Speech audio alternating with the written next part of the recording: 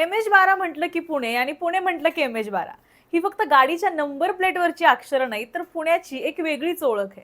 महाराष्ट्रातच नाही तर देशाच्या कोणत्याही भागात जर एखाद्या गाडीवर MH12 लिहिलेलं दिसलं तर क्षणाचाही विचार न करता लोक म्हणतात ही गाडी पुण्याची आहे.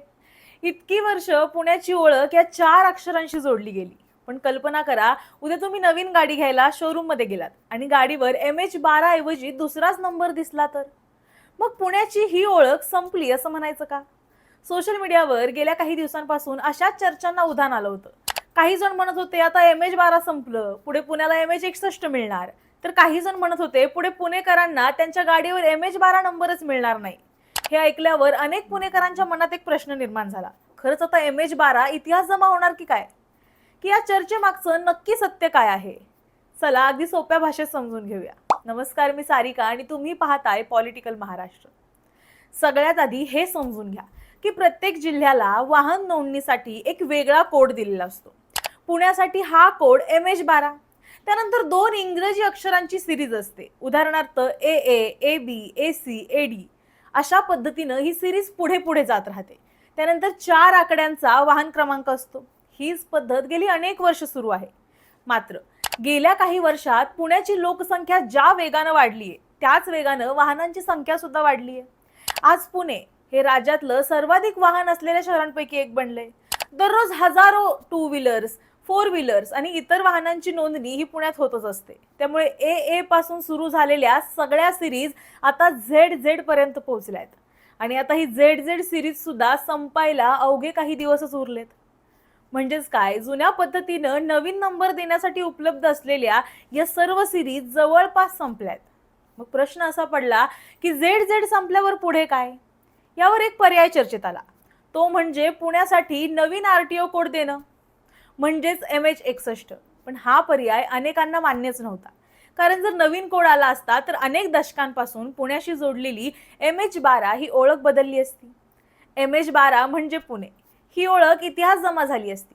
याच कारणामुळे पुणे RTOनं वेगळाच मार्ग शोधण्याचा निर्णय घेतला.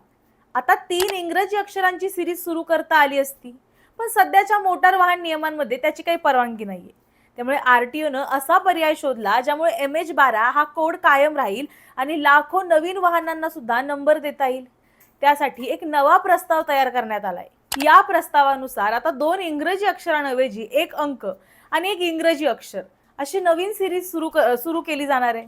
म्हणजे पुढे तुम्हाला MH12 1A, MH12 1B, MH12 1C, MH12 2A अशा प्रकारचे नंबर पाहायला मिळू शकतात. सोप्या भाषेत सांगायचं झालं तर आधी AA, AB, AC अशा सिरीज होत्या.